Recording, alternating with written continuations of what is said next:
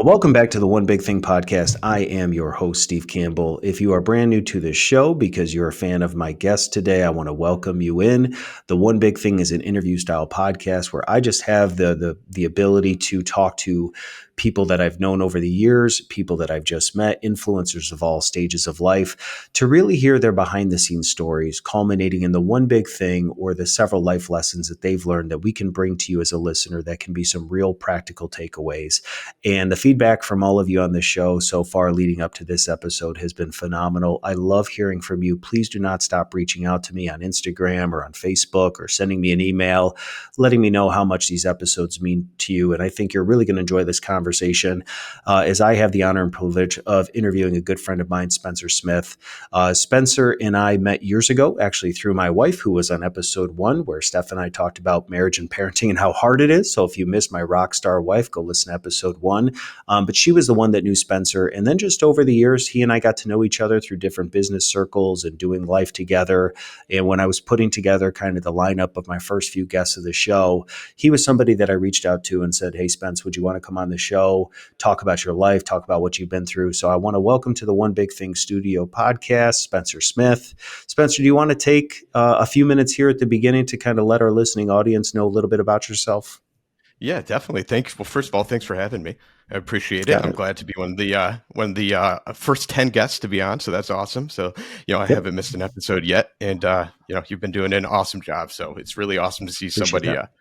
letting it rip and doing awesome, man. This has been a fun podcast to listen to and super educational too. I've learned a lot, and I love hearing other people's perspectives. So, yeah, my name is Spencer Smith. I'm first and foremost, I'm a husband and a father and a family man. Number one. Second, though, I'm an entrepreneur. I started my first business in 2014. At the very beginning of it, maybe towards the tail end of 2013. My brother was right beside me. We're the first 2 employees. That started we started planning December of 2013, officially became a business in March of 2014. And over that course of the past almost 10 years now, we have sold our first company and started ultimately another 4 companies. Again, started with just he and I were the first 2, and it grew. The first company grew to almost 100 people at any given time. Got incredibly busy and crazy and very complex, because when you first start it, you have very high aspirations of what you want the company to be, but then all of a sudden you are an entrepreneur with an idea, starting a business, doing sales, wearing a whole bunch of hats. Next thing you know, you're a CEO of a company, having to make decisions, having 100 different families essentially connected to all of your business decisions, and that was a major eye-opening experience that I've had, from taking an idea to now all of a sudden it's real, and every decision you're making is affecting a lot of people. So yeah, so that's essentially my background. Now like I said, we sold once, so we have 4 companies now, all of various sizes. But my main company is a sports flooring company. We install basketball courts, sand basketball courts, design them, and do maintenance codes all through New York State, Pennsylvania, and we're starting to dip our toe into like New Jersey, Vermont. We have our eyes on a few things there too. So it's a Well, little bit smaller now, but go ahead, sir. yeah, no, we'll definitely make sure that we include in the show notes some of your social media handles, because I think it's super cool when you talk about gym flooring and the work that you guys do. You guys do some phenomenal work. And so we're going to Thank you. have Spencer's details in the show notes. And if you're somebody that just wants to see kind of exceptionalism at a high level, then you can follow his Instagram for his business, because I think it's just very cool to see the work that you're doing. But there's so much that you and I are going to unpack, because again, if you're new to the one big thing, sometimes you may not necessarily understand or completely feel like you're in touch with what our guest is speaking about, depending upon what the nature of their job is. If you're somebody who's not into entrepreneurship and you just work for a corporation, having somebody talk about owning not only one but now 4 businesses, and in the kind of level of responsibility that comes with that, don't tune out. Okay, don't tune out if you've never been kind of in this world, because like you learned from Allison in my last episode, when she talked about leadership, it doesn't matter if you're leading a business from the front, or in Spencer's case, you're still a husband, you're still a wife, you're a parent, you have kids, you are leading in some capacity. I think breaking down a little bit of your story today is going to help regardless of where you are at life. Maybe it's something that you're aspiring to, or there's just going to be some practical takeaways about the life lessons you've learned. But I think what's super great about your connection with me is we kind of started in business around the same time, 2012, 2013. So to kind of see your journey from afar, from where it started for the two of us, just two Mhm. young guys trying to break into the business world, to now hear how your business story has cycled into not only selling one company, but launching four. I think when you bring guests like Brett, who was in episode 3 on the show, Brett is farther along in this journey than I was. So he's somebody that's, 20 years ahead, providing wisdom backwards about what he's learned. And that's, super practical and that's great. But I think it's also great when you have somebody who's right in the thick of it like you are. And as I say on this show, a lot of our listeners in their 20s, 30s, and 40s. So it's not like we have somebody in their 50s and 60s kind of talking about life lessons of owning all of these companies. You are literally right in the thick of it, going to Yeah. share kind of what you've learned, whether good, bad, or indifferent. So I know you gave us a high level overview, but why don't you kind of just, for companies, catch us up? How did we kind of get to where we are today? Sure, sure. So, originally, I went to school for something completely different than what I was originally planning or what I'm currently doing. I went to school. I was completely in the creative field. I was in communications with a focus on film and acting and sound production, things like that. Me and my now wife started dating our freshman year. I got into a good film school program. It was a little bit more like artsy avant-garde. Not, if I had the degree, it's not really going to open any industry doors. And I was starting to see, if I was going to be in that industry, I would have to make a major move, whether that's in New York City or moving to LA. And my wife, who's truly my best friend, we're best friend in high school. Truly, we both had separate boyfriend and girlfriends, and truly grew a friendship. First, and then it turned into a relationship, our freshman year in college. And uh you know I didn't want to leave my best friend. The idea of living on futons and sharing a 2-bedroom apartment with 8 guys trying to make it slowly started to be like, yeah, I don't know if that's exactly what I want to do. I mean, for doing something creative, that's the ultimate goal behind it, as I wanted to be creative and I wanted to be ultimately in control of my own life. So I'm like, I followed her to a different school that had a communications program that was much more broad, focused more on marketing and advertising to have a little bit more of a broad idea of what I could do professionally. Also, similar to you, my grandfather, I almost went into the financial industry because my grandfather had a financial services company. So as soon as I graduated, I did some interning there. I was starting to study for my Series 7 exam. I did life accident health tests and things like that. Now, as I'm doing that, I was also doing their marketing, which I really enjoyed, and was starting to work through some rebranding things. But during that process, and I was around that industry, I realized I'm like, this ultimately is not for me. It just didn't feel Mm-hmm. right. It's a great industry. It's you know people do some really incredible things for so many people, but it just didn't align with who I was. So I decided to look elsewhere for a job, and I was actually going to start my own marketing firm. But I got a job as a graphic designer. I left, got essentially a part-time job at a foundation doing graphic design and some marketing things. And while I was there, I was still living at home at the time, and my dad came home from work. My dad ran operations for a pretty large facility services company, and he was the director of operations. And he came home, and I learned a little bit about that business because I would over the summers in high school and college, be put to work to do some of that stuff, and was Yeah. certainly the low man on the totem pole doing all the dirty work. And one of that thing is certainly gave me a really great work ethic. And then also, my dad's approach was like, get him to work hard and follow something that he ultimately wants to do. So I was living at home. My dad comes home from work, and because I've been in that business for a while, I knew a lot of the people. And he mentioned one of their regional managers decided to leave and go and move out of the area. So it was a pretty big hole to fill, but I also knew it was a pretty good job. So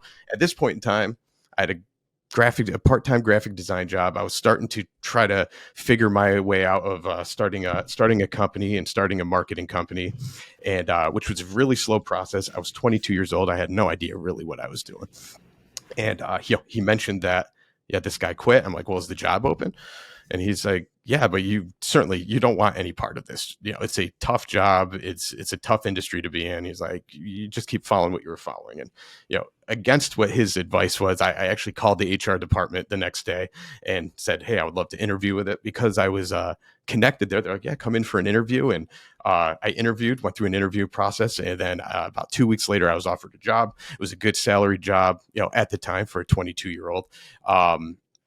Me and my girlfriend at the time, my now wife, we wanted to move in together. We found a house that we were going to rent, and I knew that was going to help make ends meet and make things more comfortable. And I was like a typical 22-year-old who knows everything. I thought I was still going to be able to do both. This job should be easy. How hard could this industry be? Which was facility services, a lot of janitorial accounts, some maintenance accounts, but more than anything, it was in the janitorial industry.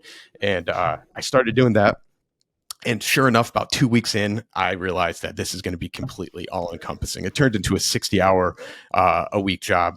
It was incredibly stressful and busy, and I was certainly over my head. I had no real life experience up until this point. I had a pretty good childhood upbringing, and things came relatively easy to me, whether it be sports and school. I never was challenged too much, and then this is the first thing that really, really challenged me. And also just kind of looking at the world with rose-colored glasses, it really opened my eyes to really how the real world works. And I certainly wasn't prepared for that.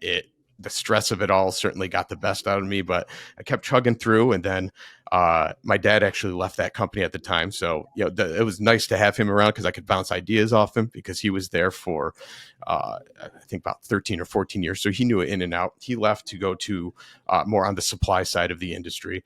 And then while I was there, I started hearing rumors that the company might be being sold. And I kept hearing it more and more. And then I started to really see some of the writing on the wall, some things that indicate a business might be getting sold. So at that time, it was a week before I got married. I got a job on the supply side of this industry as well, but I was going to have to move to Albany. So I was going to have to move 2.5 hours away. And like I said at the beginning of the podcast, number one, I'm a family person. My family means the world to me. They're what keeps me going in everything that I do. I mean, currently my whole family works for me. My wife is on payroll. My sister-in-law is on payroll. My mom, my dad, and my brother. So my core family is everything to me. Yeah. Yes. Yeah. Which is crazy. It's a crazy thing at this point. But at the time, I was like, I'm going to have to move 2.5 hours away. I'm like, I've got to come home every weekend. Is this what I want to do? And then I got married. I had the opportunity to take this job, which was actually a step in the right direction for growing my career financially and the opportunity in this company. It's a national company, so there's a lot of room for growth. But my wife, so we got married, and my wife was saying, like, you've always really wanted to start your own thing. When are we going to do that? Like, when do you want to do that? And one of my biggest fears was to essentially fail for her and for us. I'll fail for myself. That's okay. I always kind of, I don't mind to put myself through some things, but I'm like, I'm just married, and now I'm going to start a business. I don't know if I really want to do that and, end up in my parents' couch in 2 months right after we got married.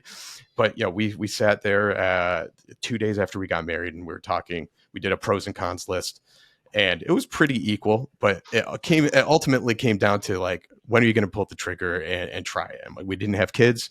We're 22 years old. I have a good friend who, I was kind of bouncing ideas off of, and, it's kind of explaining some of my concerns and fears. And my this particular friend didn't really come from anything, so he really knows what it's like to grow up at the bottom of the barrel. And he kind of said to me, hey, what is the worst case scenario? It's like, you have a family who loves you, who's going to put you up for a few months until you get back on your feet. You really don't have that much to lose. You have a wife that's supporting you. When else are you going to do that? And that was that final push. I'm like, okay, I'm going to do that. And then once I did that, we went whole hog into it, and it's been just crazy growth since. But yeah, so that's kind of lost track of your original question. I just started rambling, so my apologies. Man, there is so much, Spencer, that you just shared, that as I was taking notes listening to you, and I kind of want to jump back into, because in your story, if you just tuned into the beginning of this episode and you have, somebody who's the same age as me, mid-30s, owns not only multiple businesses, just sold a business, it would be very easy to separate yourself or feel like, man, I have nothing in common with Spencer. I'm still kind of discovering myself. But then as you share your story, what I just heard, which can give kind of grace to somebody in their situation, is how much you had to reinvent yourself over the years because you went to school originally for acting and film, right? Mhm. And you Yep. pursued that path until you no longer realized that that was what you wanted to do. You did a little bit of marketing, Mhm. nothing to do with acting and film. You went into Yep. graphic design, maybe more in line with marketing, but still very different on the surface. And then you went into kind of this, maintenance position. And Mhm. so early on in your life, you really had four very different focuses, but you didn't allow any one of those focuses to derail the future plans. You really just kept trying things until you found what made sense to you. And I think even sharing a little bit about of your background in the financial services and giving that a shot, your spider sense, your intuition went off and said, maybe this isn't for me. And it just makes me wonder how many people feel stuck in situations because you were able in your early 20s, with your wife Tess, to really take a chance. But Yeah. as you add more complexities or as your layers of dependency continue to grow, when you're a single person, it's just you. You take chances, you fail, it's on you. You get married to a spouse, and now the stakes are a little bit higher because if you fail, it's really two of you. When you Yeah. start adding kids into the mix, man, that adds a whole nother layer of complexity. And I just wonder how many people over the years have maybe had that same spider sense intuition that you had, but never took the leap of faith, never did Mhm. anything different. And now there's more responsibility on their plate where doing anything different seems even harder because maybe they're in a position or they're in a job where they just hate going to work every day, or Yeah. they're not passionate about what they're doing, but they know they have one, two, three, four kids in school, and maybe their spouse stays home, or even their spouse works, but they're the main income earner, and people feel stuck. Yeah. They can't take chances because they're not in their 20s. So I just want to help somebody understand and really glean from your story. We got at the beginning kind of where you are today, the super high level, which is fascinating. But that's what I love about this podcast is going backwards a little bit and saying like it probably wasn't always this way. Let's kind of start from the beginning. Mhm. So there was a number of things that I heard that, if you want to touch on any of that and, kind of, I don't know if you want to walk us through what you're doing now with some of these businesses. I love the fact that you got the majority of your family members working for you, but even Yeah. just kind of lessons, what you've learned along the way, anything that you think can help maybe that listener right now who feels maybe stuck or needing some inspiration. What are some things that you would share about your own particular journey? Sure. Yeah. So, you know, while it was a huge, leap of faith to start the company, and there was a million different times during that process where you have that feeling of stuck because once you do take that leap and you no longer have a paycheck coming in from a company, um, you're kind of like you feel stuck there immediately. You start the business, you make an investment, and you're like, okay, I'm in this now. There was times where, we when we first started, we didn't have a single account. There was an older gentleman that I knew who was trying to get out of the business, and I bought his single account from him. And me and my brother would go out there, and mind you, I went. We had a college degree. I had a pretty a good paying job. I turned down another job, and this first account was a janitorial services account. So me and my brother would go out at night 3 days a week and we would clean this office space. During the, in the evening, I would do that. During the day, I would leave the house with 100 business cards. I really wouldn't come home until I had zero business cards left. I would stop in place, even when I know it was going to be a swing and a miss, because you start, the area of upstate New York, in the Binghamton area, there's only so many places to go. And you start, inching your way out to Oneonta or Scranton in northern Pennsylvania. So I hit every single place I can, and then most of them can become complete whiff, and you don't get a call back. But you start making contacts, you start thinking, your back gets put against a wall, and you start thinking pretty creatively. And with that, we stumbled into a student housing industry. So we ended up being the like premier student housing turn cleaning company for yeah, Binghamton, Oneonta, Syracuse, Albany. So I went from me and my brother one for 4 or 5 months to now we have 60 people working for us for a 3 or 4 week period. We're spread out all over the state, and you have to get all of this work done. And the reason why we did that is the sales cycle of getting like an account, like a cleaning account or a maintenance account, can be a 3 year cycle. So if you're just trying to focus on that, it may take a long time to get an account. So we did that. We were doing the student housing thing, but in the background too, the wood floor stuff started because I knew how to do maintenance coats on wood floors, and I also knew some subcontractors who knew how to sub or sand down a floor, do game lines and logos. So through some of the contacts I had with some schools, I was able to subcontract some work that way, and that was allowed us to have enough money to get through some tough times where there was no work going on, and that lasted for a few years. But through that process, I certainly got in my own way a lot of the time, because a lot of the problems that I was creating for myself weren't really problems. They're problems that you're creating in your mind. And over the course of this past 8 to 10 years, it was a slow learning of understanding how you are viewing the challenges that are set in front of you is how you experience them. So at first, I was thinking, we're all thinking for the most part, a lot of us from our ego. We're looking at it from, what I want to get, what is happening to you. It feels like it's happening to yourself. But I slowly Sure. tried to move that into the passenger seat, kind of put more of like your spirit in the driver's seat and what feels right to you. And like you said, those spidey senses, that's, those intuition things. I follow, once I started following my intuition and realizing things that are just are happening to you, you are kind of in charge of the way you are perceiving them. That's when things completely start changing for me. And once I started to get out of my own way with some of the problems and harping on some of the, and being negative about some of the things that were happening to me, and I put those aside and just, as good things come at me, bad things come at me, just let them flow and keep staying in the moment and listening to your intuition. And and not only intuition as from like a business decision sense, just what feels right to you. There has been really good opportunities that have been set in front of me that financially look really, really good, but I'll say it just doesn't feel right. It just doesn't feel right for some reason. I've pushed those aside and took on things that became less profitable in that moment that ended up turning into much more profitable things for us 3 years down the line. So once I kind of got out of my own way, that's when things really, really started to happen for me. Well, even within that, right, to get very practical. So what you're talking about is breaking cycles or Yeah. breaking thought patterns Mhm. that, as I said, when you listen to a show like this or you go to a conference or whatever, it's easy to get psyched up about what somebody spoke about and say like, okay, great. I'm going to stop thinking negatively and start perceiving differently. But there's usually things that you need to build into your day or ways that you need to begin to like rethink about what you're thinking about. And so I'm wondering, even with you, was there anything that you started to figure out or implementing into your day or setting time aside that helped you begin to retrain? Because you can't just go from having negative thoughts to being the most positive person out there. Was there Totally. anything personally for you that, either you and your wife did together that just kind of reframed how you were looking at things?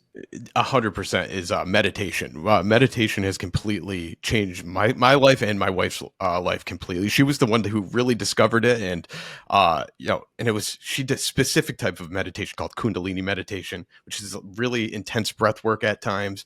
You're doing weird chanting and moving your hands, and she started kind of going down her own journey with it. And I was watching her, and it looked insane. I'd be walking through the house, and she'd be on a meditation pillow, moving her hands in crazy ways, and doing these deep breaths and moving, and it looked crazy. And I'm like, but it was working for her. I was starting to see like a shift in some of her mentality, and she was telling me like, you got to try it. And then after she was about 5 or 6 months into it, I finally tried it, and I felt completely silly doing it. I'm sitting there, I'm saying all these weird mantras and some sort of other language I didn't understand at the time, and what I was saying. And you start to see really how self conscious you are all the time, and how in your own head I'm by myself, and you should be completely comfortable by yourself to do whatever you want, but you feel like, why am I moving my hands in a weird way and doing this strange breath? But once I just kept doing it and kept focusing on it, and that totally was able to help me slow my mind down a little bit and help me be a little bit more aware in day-to-day moments. And that's just started me on a real spiritual path, because, when I first started the business, I was agnostic, slightly atheist, but agnostic. And now I have completely on the other side and know how truly magical the universe is. And that was I would say my biggest lesson through all this business. It brought me, I started this with like driven by finances and money and goals, and a little bit more on the material end of things. And I've end up with the amount of success that we've had over 10 years, not really care about any of that at all. It's been meditation and, focus on spirituality and all different avenues. I learned from Christianity to Buddhism to other, great thinkers like Ram Dass or Wayne Dyer, Eckhart Tolle. That's kind of all I focus on now. And since I've really separated from focusing on anything growth wise from a financial standpoint, that's just kind of keeps coming in a different way once I didn't make that my main focus anymore. Well, and I find that fascinating Yeah. because Bradley Rose of Peloton had talked about same thing for him, how meditation changed his life, and whether it's meditation or my heart, faith is the biggest part of my life. We Yeah. all need some kind of grounding mechanism, whatever you want to call it, something that the way a grounding wire works is that when electricity basically needs to stop to not set Yeah. a house on fire, you would have grounding wires to basically stop the flow of it to make Yeah. sure that it doesn't escalate beyond the place that it is. And Mhm. so for you, that might be meditating, but I would challenge you as a listener, what is your grounding mechanism for you? Okay, let's just at the surface. Yes, you have these companies. Yes, you have all these employees, super important, but that can all be gone tomorrow. At the core, you have your wife, right? And you have your family, right? And so Mhm. if the outside world of the business is thriving, but your own home life is in shatters, right? Then there's a Mhm. displacement. Yep. And I think what you touched on, and it's a lot of what Allison touched on too. When you're young and you're starting off in life, you have these goals, you have these aspirations of getting to the top, whatever that means, the top of your Mhm. industry, the top of your business.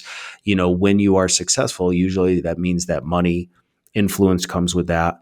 And Allison kind of touched on it too in her episode where she talked about when you finally she was leading a company from the front, but she wasn't able to pick her kids up. She wasn't able to step away from work because there was so much responsibility from her that her husband, and this is what I love about our show, is how many people that have been married talking on the show about how their spouses have been so influential behind closed doors. So to all the spouses out there, don't forget how important you are. Yeah. But her 100%. husband looked at her and basically was like challenging her that she obviously wasn't happy. And you are led to believe that when you have these things, when you're in a season of not having something, you can almost rely on the sense of, well, when we have more money, then I'll be happy. When we have more money coming in, or when we have a break from our kids, we'll be happy. And then you get to these points where what you expected to happen versus the actual experience is very different. And it's that gap in between that's super confusing. So Yeah. in your story, you realize that it's not all about money. It's glad that Mhm. it didn't take you to your deathbed and the end of your life to Yeah. realize, money is not going to make you happy, but you've used meditation as a way to help you separate that our minds as dads, as moms, as business owners are constantly going so fast, and we can be so overwhelmed by the roles, responsibilities that I find when I drive in my car, I don't really know what to think about because everything is competing for my thoughts at the same time, that it can make you begin to think you're not good at anything, when in Mhm. reality, it's just this rush of thoughts that are coming into your head. So I love that meditation for you personally has helped you build something into your day to start to de-stress, to have that grounding wire mechanism that's maybe hopefully coming out of this allowed you to see all the good that actually is in your life that is sometimes covered or masked up by the roles, responsibilities, and the negativity that we can so easily allow to cloud our judgment. Yeah, yeah, and you said something interesting too, right? It's these thoughts. You're driving, and it's finally you by yourself. You've been, whether you're with your kids, your wife, or being pulled in a million different directions with business or customers calling you, employees calling you, and you're alone. Then you start getting flooded with all these thoughts, and some positive, some negative, some all over the place. And having the realization and learning that you don't have to believe every thought that comes to your head. They're just thoughts. It's Yep. easy to attach yourself to these things that are flying at you while you're driving, and you're thinking of all the good things, the problems, the things that you're aspiring to while you're driving. And then I try to be as aware as I possibly can and take a breath. And I've learned this through meditation, is just like watch your thoughts. Sometimes it's good to just be the observer, to say, oh, that's just a thought. If it's a negative thought, you then examine that thought. Say, where's that thought coming? Is it a fear-based thought? And once you start doing that, you start to absolutely detach yourself from these thoughts that come into your head, and you realize that's your ego, which is an important mechanism for survival. And there's a lot of different practices, or different spirituality platforms that talk about, like, melting your ego, or eliminate your ego. That's not possible. It's learning to uh, work with your ego, and let that be a tool for certain things in your life, but don't let that be in the driver's seat all the time. That was the true biggest lesson that I learned, is because the ego's convincing. It's a hard-headed, convincing voice, and just to let them to take a seat in the passenger seat, and focus on centering yourself, and who on your spirit, or whatever word you want to use. Yeah, that observer of all of your thoughts. Let them be the driver of everything in your life. And if you can have them in the driver's seat most of the time, a lot of your problems start to fade away. And then sometimes, to me, it's even funny when I have some of these weird negative thoughts that come up, and I can say, I'm like, that's just a thought. That's not what I really believe. That's not really who I am. That's not really what I think about this particular person or this particular issue that I'm facing. It's just a thought. And just let the thought come, and then let it go, and stay centered. And that was the biggest thing that I've learned over the course of the 8 years. And it took me 7 years of really just shitty thinking, bad, a bad approach to a lot of what you could call problems, because there's really not problems, just things happening. It's how you're going to perceive them. So once I really shifted the way how I perceive things, that was the biggest game changer for me. And Well, kind of and go. and we're Go yeah, ahead. we're also complex as human beings, because a Yeah. few minutes ago we talked about how in your world it's learning how to trust your gut or your Yeah. intuition. So on one hand, we're telling you that as humans we're fascinating, that there's this inner voice, there's this inner something that many times, like you know when you're a parent and you walk into a room that you shouldn't be there, or like it's Mhm. time to take your kids and go. You Yeah. know when you're in a business meeting and you can't see through the person talking to you, your spider sense goes off, and like it's not. So like if you're listening, we're not trying to be like super spiritual or like weird, just saying we all have this innate sense sometimes when something Yeah. is wrong. But on Yeah. the other end, now we're trying to tell you that as much as that first part is good and can be a leading guide, we're also trying to tell you that your emotions and your thoughts can sometimes be very misleading, right? Mhm. And that's the delicate balance between the two of them, which is, my wife and I talk about all the time that emotions are great, but emotions and feelings can never take the place of the reality of what we're going through or the situation, because the human brain can create thousands of scenarios about situations that seem so real but will probably never happen, whether it's like Peter and I talked about in our episode, dealing with things like boundaries and toxic relationships and difficult conversations. When you get into heated debates or situations with colleagues, with brothers and sisters, with parents, if between the time that a situation happens and when you finally have a conversation about what happened, that time in between, your mind can create thousands of scenarios of the person, of the situation, and it gets worse and worse and worse, to the point that then you begin to think so negatively about something because your brain, your mind, what have you, is trying to tell you, of, we're going to get into an all out fist fight. And then what you realize is you go have a cup of coffee and things are fine. But Yeah. what happens is you begin to believe like, oh my God, they're going to beat me up if I talk about all this stuff. And your brain is so incredible that it can make you truly feel like these things are actually going to happen. So I think it's hard, and maybe why meditation has helped you and spending time in prayer, has helped me, is learning how to filter. Just like Instagram, we all have these filters we can lay over photos, which change the makeup of the image that we're looking at. We all have a spiritual filter. No matter what you believe in life, there is a real spiritual dynamic. And I experienced this when I went to Africa several years ago. Not everybody believed what I believed about the world, but there was this spiritual dynamic that existed with every person, which is how as human beings were created. The journey as to how we discover that is very different for all of us. But the filters through which we look at scenarios, prayer, meditation, what have you, can help you sort through like, where did that thought come from? Mhm. Like, even if it's a negative thought about your spouse because you got into a high stress situation about money or about raising your kids or just attitudes, if you're not careful, you can believe that your spouse is no good for you. You can believe your spouse doesn't love you. And it's like these feelings that if you don't actually address, can lead to divorce, can lead to separation, because the reality is your wife loves the crap out of you. Mhm. Your brain, your mind, whatever this thing is telling you that they don't support you. And I think it's learning how in that moment, which is, and I think you were going to kind of go into this, our thoughts and our reality.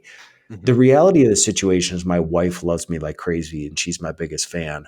But when a thought enters my mind that she doesn't support me, I have to learn to identify where did that thought come from, and Mhm. is it really based in reality, or is my emotions getting the best of me because I'm upset or because I'm overwhelmed and I'm not tackling that thought right now, which if I don't do that, will begin to create this narrative that if I don't begin to address, you might be looking at your kids the wrong way. You might be looking at your spouse the wrong way. You might be thinking as somebody leading a company that none of your employees support you or the vision. And if you're not careful, you might be creating these constructs in your mind that aren't rooted in anything real. It's just disappointment, frustration. So in your world and in the roles that you have, is what I just said accurate to what you've gone through? And like, how have you worked through some of that? Yeah, yeah. No, and I think you're spot on when you say that. And when you say those thoughts, those those negative thoughts, referring to your like your thoughts about your wife not supporting you in a particular way, when you do know deep down, when you quiet your mind, you know that when things are fine, because those are just things, that ebbs and flows of marriage, and just having a relationship with anybody, whether it be a brother, or dad, a mom, friend of many years. There's highs and lows. We're all going through things too. So all of our Yep. interactions are, it's not just me interacting with them, it's them and their perception of the world communicating with me and my perception at the world at a particular time of day, with whatever they had on in their life, with whatever I have going on in my life. And then they clash. And sometimes it's great. And you guys are harmonious. And it's that's when you're reminded, like, I love this person so much. And then they may be going through their own personal thing, and then you might be going through something positive, and you're separate a little bit because they're on their own personal journey. And you start to realize, okay, those are my, like, when you want to find your center. I say all this because to stay centered and know whatever you have going on in your life, you control the way that you're seeing it. It's just thoughts, and then you start controlling your thoughts and realizing you kind of lasso those negative thoughts that are just coming at you, because it can be addictive too, right? Like even though it's a negative thought and it's not a positive thing, it floods the ego, and it feeds the ego, because it's, I'm right, they're wrong. It's, even though it's a negative a topic that you might be thinking about, it does feel good in a weird way, even though it's a negative feeling. It's, you're feeding into the ego. And then once you start realizing that you're doing that, because I have a particular employee who I've been friends with for a while, who ended up causing a lot of problems, and there started to become this problem between the two of us, essentially. And it wasn't until I started doing the meditating, realizing it's like, he's not doing that to me. He has his own things going on in his life, which are in turn affecting my life and some of my business things, but I can change the way I'm perceiving it, because then as once I started changing the way I perceived it, my decision making around that from a business standpoint started to change. I would see the actions that he was doing, and I'd make a completely different decision business wise that would completely it would be completely different than what it was before. I don't know if that makes sense or not to you. Yeah, I mean, well, and what did that give you the ability to do through meditation in your life? It allowed you to look at the scenario in a completely different way, which hopefully changed where the narrative was heading. Yeah. And I think if you and I aren't careful, especially as being two men in business, if our relationship with our spouse isn't at the place that we want, either because it's misexpectations or we haven't been honest with each other, even though deep down we know we love each other, let's say that we've allowed some negative thoughts to enter our own personal minds when we're in our car by ourselves or what have you, which has started to begin to skewer the way that we see our spouse. When you lead a business, when you lead in a community, it's very easy to fall into the trap of your employees that love and heap praise upon you, or clients that heap praise upon you, to begin to want to be fed by the places that make you feel good. And so I don't know if this has ever been your experience, but if things aren't at the place that you want it to be in your home life, maybe your marriage isn't where you want it to be. As a parent, you're stressed out every single night when you come home, and getting your kids to bed is like World War III every single night. Yeah. When you go to work during the day, if every time Spencer does something, your employees appreciate you so much, they let you know verbally, they let you know via email, and you feel like on top of the world, we got to be careful that we don't only spend time in the places that feed that ego Mhm. and not address maybe the things that, if we're being all honest with ourselves, it's like, man, yeah, it's easy to, but these people aren't with you every day. They don't make decisions with you about your money, about your life, about raising kids. They literally work for you, or they're community members that want you to support the big vision of the community, owning these businesses. And it can feel like, man, everyone loves me wherever I go. But when I'm home, it feels like every time my wife looks at me like I'm an idiot. And if you're not Yeah. careful, that's not true. That's just Yeah. like you Yeah. said, it's the way that we're perceiving, Yeah. because of the counterpoint of every time we say something at work, people that work for us because they want to keep their job, Yeah. or Spencer, that's so good. And you sometimes can fall into this subconscious, like, you want your spouse or you want the people that like really know you Mhm. to appreciate you verbally or do things the way that people that work for you do. And if you're not careful, it can sour the way that, of at the end of the day, all of your employees could be gone, Totally. but you Yep. still have your spouse, right? You still have your child. So like for you, how, like, has there been anything along those lines that maybe have helped you grow as a leader or start to take control of your thought life, or just things that you deal with personally? Yeah, as far as home life goes, I personally haven't really had uh, too much of that. My wife and I, like I said, being such good friends, we really we know each other so well. I Yep. to your point though, yeah, because so we know how to communicate with each other for the most part. I mean, Yep. anytime you're with somebody 24/7, 10% of the time there's going to be miscommunications, and kind of like what I was saying before, they're going through their own they're experiencing their own life, and they had a whole day without me, and they might be coming to a particular situation in a completely different mindset. I could have had the best day in the world, they could have had a tough day, and now we're communicating. So that might be a day where we're not on par with one another, but for the most part we do communicate with each other very well. So I haven't ran into that so much from a home life standpoint.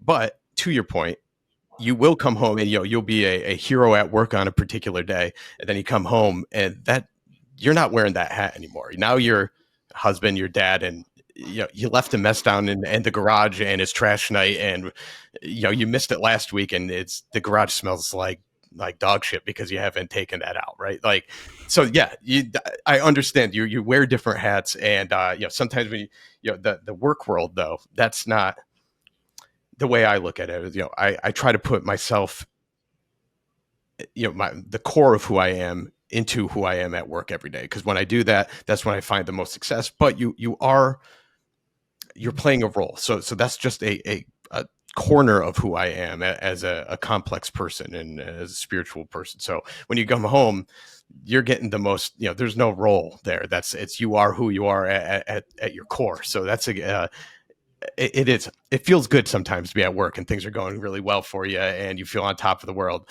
and then you come home and it really doesn't matter anymore. That's just it's just essentially a character in society that you're playing at that time. So yeah, there is an adjustment sometimes when you had one of the greatest days, and then it doesn't really matter when you get home because other things need to get done, or there's personal things that are happening, whether it be in your married life and things happening in your household, or beyond that, with extended family or friends and issues coming home. That stuff disappears, and to switch hats sometimes can be challenging. But kind of going back to the meditating and staying centered, it helps you stay more even keel, because I would have a lot of highs and lows. I'd be and you get addicted to that, right? You chase the high of, we got this new account, we're going to make X amount of money, things are great, and then next day there's a problem, and so and so quit, or we're losing this account. Now you're crashing, and then it's just a roller coaster ride all the time.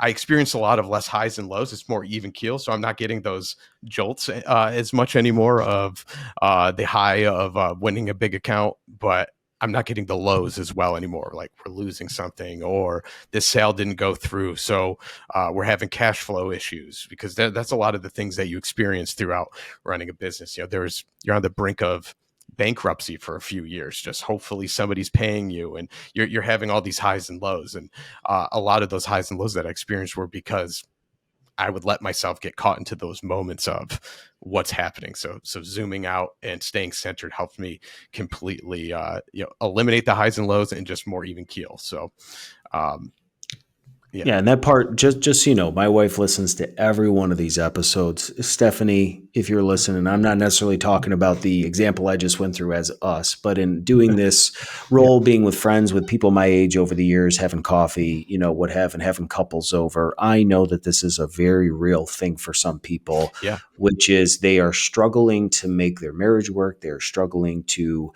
be the best parent they want to be. And many times it kind of sounds like, from what you shared and what I've experienced, even on the drive home from work to the place where you're not playing a role, you are who you are. You're a Yeah. husband, you're a wife, you're a parent, kind of detoxing in that time on the way home. Because if you're Mhm. not careful too, we can also saddle our spouse with things that they never asked for. So when you do have that high at work, yeah, it's great to come home and tell your spouse, we crushed it today, we got the new account. But if you also the next day lose an account, lose an employee, and you come home, your spouse has their own things that they've been dealing with that day. And it's so easy to want to share all the negative things that happened at work. And now we're putting emotions on our spouse that, if we're not careful too, and Steph and I kind of talked about this, our spouse one day might look at us and be like, I don't care. Like, Yeah. Yeah. because it's just a lot for us to deal with. And so one thing that I was going to ask you too, and again, we didn't talk about this at the beginning of the show, but with you growing from you and your brother to now Mhm. multiple companies and all of these, employees, are there any lessons in just dealing with people, maybe from being a business owner, that you could shed light on that maybe you didn't get right at the beginning, but now you're just learning, leading all these people? Yeah, yeah, and I think it was, kind of touching on the last thing I said, which was a realization is that everyone's living their own life. You when you're running a business, and you're putting everything on the line, all of your finances on the line. You're at risk all the time. You're completely exposed, whether it's financially or on a personal standpoint, doing things for people to help you grow your business. And then when someone doesn't do something or fall short, it's you kind of are like, why aren't you doing that? Like, why don't you share the same vision as me? And a lot of times, the managing person, you have to understand, they are living their own life. I don't know what's happening behind closed doors 90% of the time in their world. And looking at each individual truly as an individual with their own story, their own problems, their own triumphs happening at any given time. So, I don't know if you know much about boxing or anything like that, but Floyd Mayweather, one of the best boxers to ever live, he's not an attacker; he's a counterpuncher. So I kind of let things come at you. I can't force. I don't want to force my fight or my mindset of what I want to happen in a particular situation. Step back, let things come to you, and do your counterpunching. Make your decisions from that. I would, from a managing standpoint as well, is I would do kind of that golden rule you learn in kindergarten. do to others as you would want to be done to you. And I try to truly treat everyone with as much respect as I possibly can. Look at them as a person. No one's a number at all. With that, sometimes you get emotionally invested, which might not be the best thing if you're looking at something from a complete business lens. But that for me, I rather look at somebody as an individual, understand who they are, what they need, what their goals in life are. And once you start connecting truly person to person, things start falling into place much more. So that for me, it's truly connecting with each employee, each customer.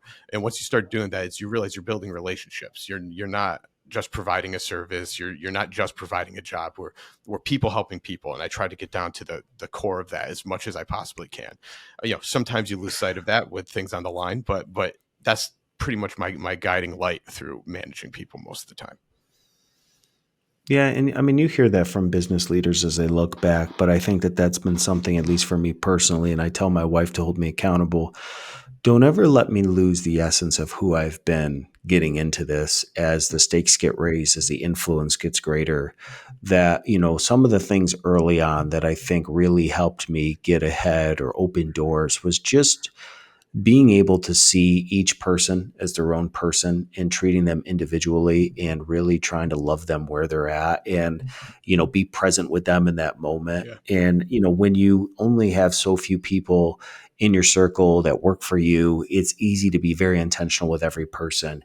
And obviously, as you grow, whether it's in business or you do something like this with your podcast, I try to, for people that reach out to me and let me know how much the show means to them, take the time to really write back to them a personalized message, and acknowledge I know what it's like to reach out to people that have influenced me and never hear back from them. They never respond. But even within just my day-to-day life, and this isn't even within just working with my employees, but just in general, I've mentioned this a couple of times in my show, but a quote that really changed maybe how I was thinking about things was how you do anything is how you do everything. Mm. And whether it's, my employees, whether it's my wife, whether it's people at an event that I meet, not having like different capacities for how we deal with people with these different scenarios in life, but just like you said, doing unto others what you would want to be done to yourself, no matter where you are. What I've realized in my career and in my life is it's many times the unexpected, introductions, the unexpected appointments with people that Yeah. when you treat them well has been where some of my greatest open doors have come from, not knowing that that was going to be the case. But especially whether it's now seeking out these podcast guests or what I do as a business with my business partners, when you treat people with honesty, with goodness, you love them where they're at, regardless of how they look at the world or what they're going through, which again has never been easier in 2023 to write people off that don't see the world that you do or don't agree with what you have. We see that every night on the news and in social media, but to really just love somebody where they're at. I can't tell you how many times somebody has turned around and, asked me something about the business or introduced me to somebody else because of that. And that wasn't my mindset going into it. It was just trying to love people where they're at. And so I Yeah. think for you, that's such a great thing as somebody who's got a lot on their plate as it is now to recognize these simple truths, Mhm. which is, again, too, we never know. And you've touched on this, so I want to share it too. We never know what somebody's going through. I think a lot of times, maybe our frustrations in dealing with other human beings is you walk in excited for the day and you see a colleague, you see somebody, you say hello in a positive attitude, and maybe they don't necessarily greet you the same way or they give you some attitude. It's very easy to begin to create judgments against that person or wonder what's wrong with them, but you don't know what happened to them on the way into work. You don't know what's going on in their personal life that may have nothing to do with you. You are just getting the exterior, what's happened to them, and that's what they're putting forth. And so I think learning to separate yourself from it, one of the things that has totally helped me is just this thing I say to myself all the time, good, bad, or indifferent. It's not about me. When something happens to me that I don't necessarily agree with, or like I didn't see coming, the way somebody didn't, greet me the way I wanted to, I just remind myself internally, I don't say it out loud, I'm not a weirdo, but I try to say to myself, it's not about me. And for me in that moment, you're not always going to have time to go into a prayer closet or go meditate in the back room, but Yeah, sometimes you need to develop these very real, in the moment things that you can do in your mind when somebody's talking to you and a conversation's getting away from you, to ground yourself. And if just saying in your mind it's not about me helps bring you back, like, man, reshift where this conversation's going. Those have been the little things that have helped me. So I appreciate you sharing yeah, what you did along those lines. yeah, and that very approach too has been a huge one in parenting. You could be you know slept 3 hours over the past 2 nights, and then they're up crying or upset, and then if you can take that moment to realize that and just truly realize how blessed and lucky you are to be in that moment, to be holding a healthy child, it totally helps me totally stay centered from that, and be in that moment. It's not about me. It's not about me at all. I 100% agree. Yeah, good point. Well, and the reality is, though, we're human beings, so we got to have grace for ourselves. You can say that Yeah, when you're not, it's early in the morning or it's a beautiful day out, and you're not up at 2 in the morning to remind yourself that you're blessed to be a parent with a healthy child. But when it's 2 a.m. and you're dead tired and you wake up, you might miss it in that moment. I think the big thing is not to stay there. And even if you go back to bed and you missed it in that moment, getting up the next day and saying, you know what, I blew it. It's time to have a fresh start, and not totally. beating yourself up, because that's what we can do too. We all want to be positive in the moment, but we miss it. Um, I know we always like to pivot towards the end of these episodes with our start, stop, and continue, which we can work our way into. But anything, kind of from today that we've touched on that you'd love to get into before we do that, or we can jump right into it? No, I think we can jump right into it. Well, if you're new to the one big thing, something that my wife and I thought would be super fun as a way to kind of bring it home, right? When you call a show the one big thing, what we're realizing is it's not typically one big thing that people experience, but a series of life lessons that they can bring to you from super practical insights.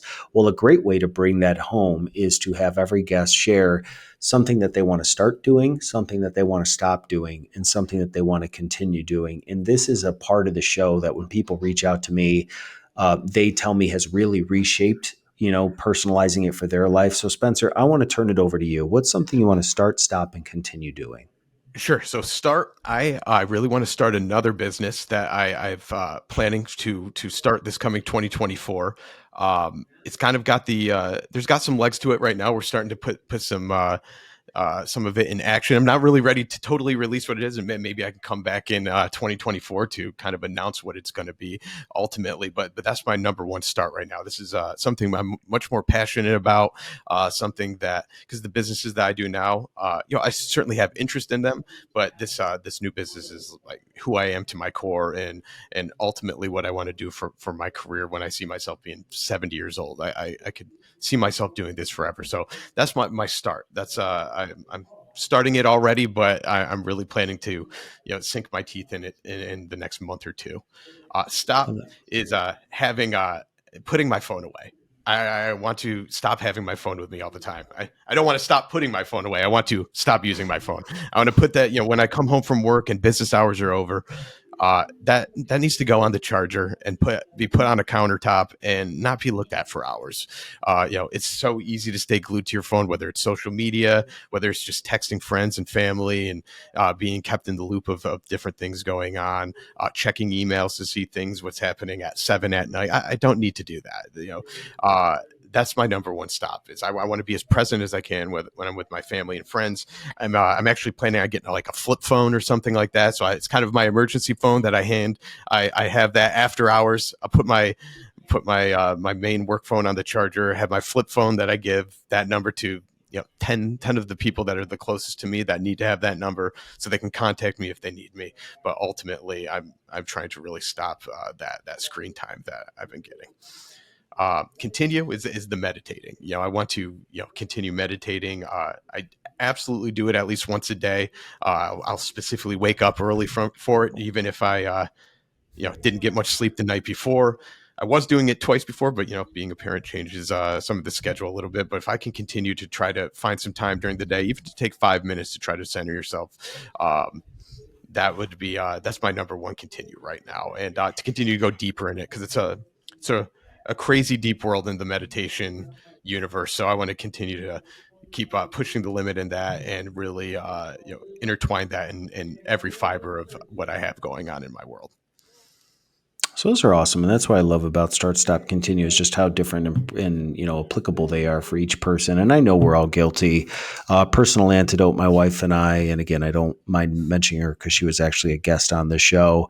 There's been many a nights where we've both laid in bed and been on our iPhones, and we both Yeah. look up at some point and be like, we got to get off our phones. Yeah. And 10 minutes later, we're still watching Instagram reels or shopping on Amazon. And it's a very real challenge in a digital age to separate yourself from this little handheld device that connects you to the world. So I do love that you're aware, which is step Mhm. one, that maybe you're on the phone too much, but stepping away from it really is a hard thing, especially when you're running a Yeah. business. And I know you'd mentioned getting a flip phone. I mean, I don't know if you're going full NV2 from where we were 15 years ago with the little keyboard, but a little Yeah. life hack, if you guys don't know this, if you do have an iPhone, you can set up your do not disturbs at nighttime. And what that allows you to do is you can actually set up key contacts. So it's basically the same idea of what you just said Mhm. without having to get a flip phone. So if there are certain people, your wife, business partner, that those are the only people you want to be able to basically get through that do not disturb contact, you can set the time and the hours from 7 p.m. till 7 a.m. Do not disturb me whatsoever with Twitter updates, Facebook updates, text from anybody. But if for some reason these many people, however you want to list, call me or email me, I need that to be able to come through. So that's just something I learned with iPhone, because that was, a real challenge for me, which is like, how do I get away from the phone when I feel like it can be easy to feel like everybody, when they reach out to you, needs you and wants to get back to you. Mhm. And I'm such a people person that I feel almost responsible to get back to people when they reach out to me and you text me at night, even if I'm with my wife and I hear from Spencer Smith, "Hey man, how are you?" I feel Mhm. obligated, not in a mean or malicious way, but because I love you as a person, to be like, "Hey Spencer, so great to hear from you." Meanwhile, my wife's staring at me like, "Hey babe, Yeah. I thought we talked about not being on our phone at night." So I Yeah. love I Same love way. those ideas. I love that you are aware of that. And I think, my hope is that with having you on the show, there's a lot that we've definitely covered. As I said, in the show notes, we'll have some of your contact information about some of the businesses you have in case anybody would like to get in touch with you, some of your social media handles. But Spencer, I just want to thank you not only as a dear friend, but definitely as a guest on my show. Thanks for coming on. Thanks for being honest. Thanks for being Thank you for having me, transparent. man. And this was a great conversation. So as always, thanks for stopping by the One Big Thing, and we hope that this conversation helps you move the ball forward together.